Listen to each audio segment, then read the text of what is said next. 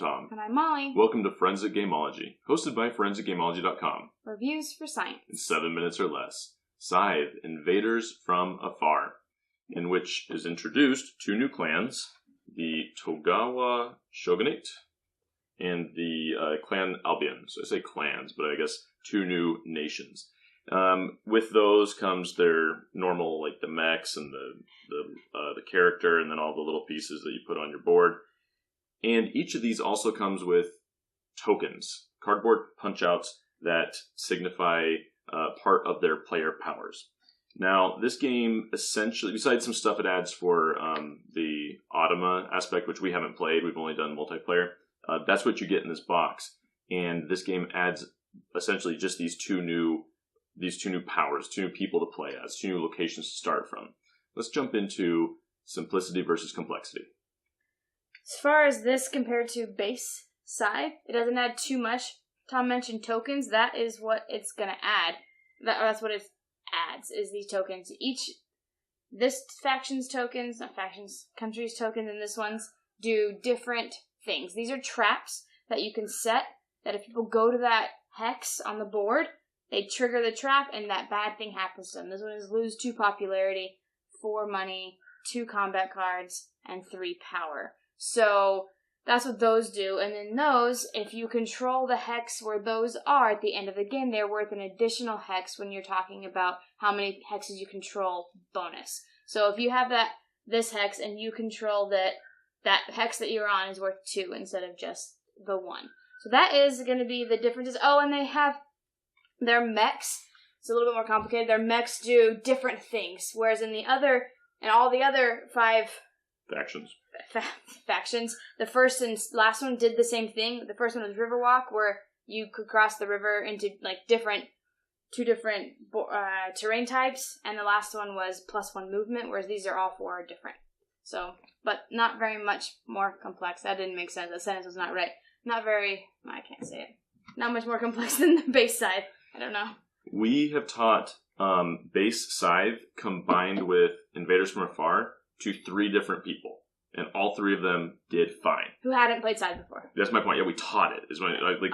We played with a bunch of people who've played base Scythe, but we also taught 3 people who had never played Scythe before, and we included this expansion, which I typically do not do. Yeah. But they did fine, because this is simple in as much as Scythe is simple. Like, whatever the typical complexity of Scythe, this does not add much to it, because it is essentially just adding 2 different player powers. Let's talk luck versus strategy. Oh, man. So I'm going to talk particularly about the strategy of these 2 factions. We'll call them factions. The strategy changes, because for one, both of these factions don't have a river to cross in order to get to the factory. And I noticed it the first time we played them, and I thought, what? This is nuts! They also both don't have a +1 movement, so their characters can only ever move, the characters in mechs can only ever move 1 space, unless you get a factory card.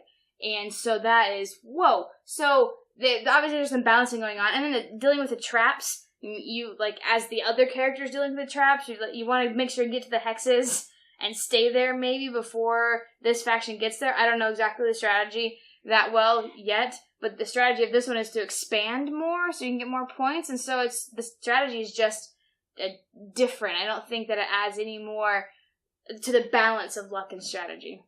There isn't hardly any luck with these at all, except that if you are running into a trap, which one is it? But it's not random. Someone chose it.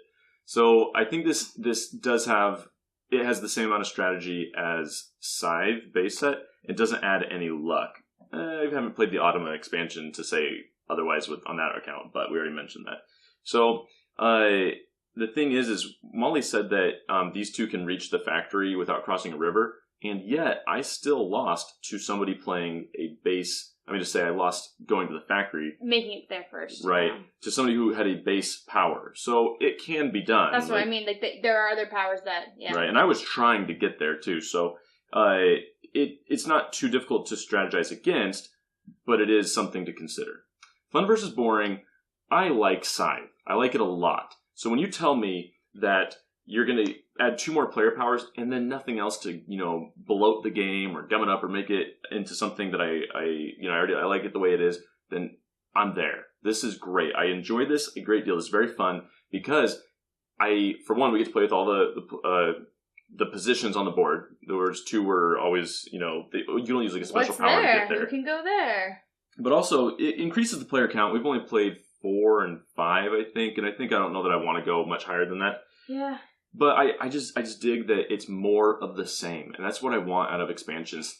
It's more of the same. I don't want to learn new rules. I could just read the powers to people like I'm reading my other power from the base set.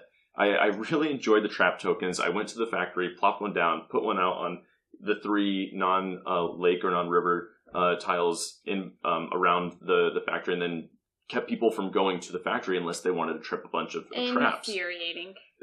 Using these guys is a lot of fun. It incentivizes you to control certain hexes, and they can't be right next to your home base. It's just really fun, and I enjoy it. Yeah, I'm just going to second what Tom said. I like the strategy that is added with these characters. So not only do these tokens add different strategies for you and for the other players, what your mechs can do is just completely nuts because it's different. This one does a lot with combat. Like when you're the aggressor, your attack, the defender gets -2. When you're the defender, you get +2 power. So there's just cool things. And so really, really enjoy that about this game. So on the Board Game Geek rating system, I gave Scythe a 10 out of 10. This is more the same. It's a 10 out of 10. 10 out of 10 for me, too. Love this game. Scythe, we've presented the evidence. You be the judge.